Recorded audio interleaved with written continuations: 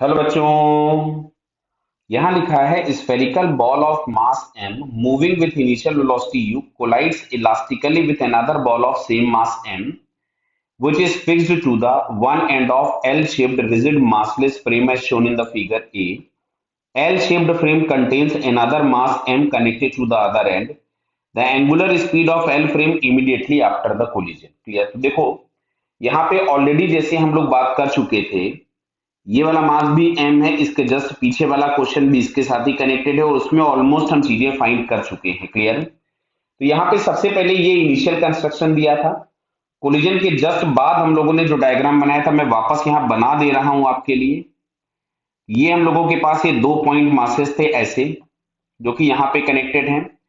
इस वाले मास को हम लोगों ने v1 वेलोसिटी से पीछे जाता हुआ मान लिया था और ये जो फ्रेम होगा, ये फ्रेम अपने सेंटर ऑफ मास के अबाउट रोटेट भी करेगा और इसका सेंटर ऑफ मास ट्रांसलेट भी करेगा।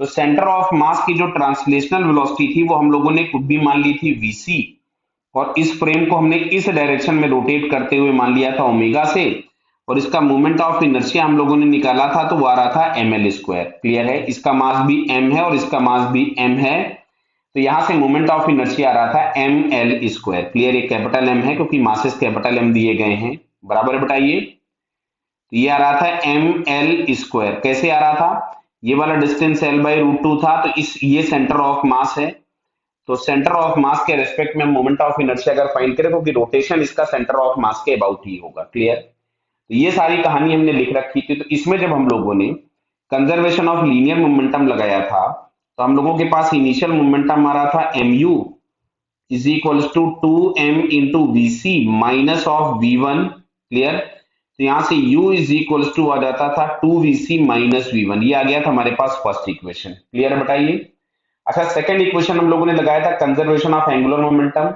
तो कंजर्वेशन ऑफ एंगुलर मोमेंटम में हम लोगों के पास आ रहा था mu into l/2 initial angular momentum, और फाइनल हम लोगों ने यहां से लिखा था m वेलोसिटी चेंज हो गई थी तो माइनस v1 l/2 प्लस आई ओमेगा, और आई हम लोगों के पास आ रहा था ml square into omega. Clear? इसमें से अगर हम सॉल्व कर रहे थे तो सारे m उड़ा दिए थे, l उड़ा दिया था, और 2 से जब हमने मल्टीप्लाई किया था तो u इज इक्वल टू मिलता था minus v1 plus 2l omega. ये आ गया था सेकेंड इक्वेशन। क्लियर बेटा? थर्ड इक्वेशन हम लोगों ने लिखा था कोइफिशिएंट ऑफ रेस्टिट्यूशन से। तो थर्ड इक्वेशन जब कोइफिशिएंट ऑफ रेस्टिट्यूशन से लिखा था तो हम लोगों के पास यहाँ पे आता था vc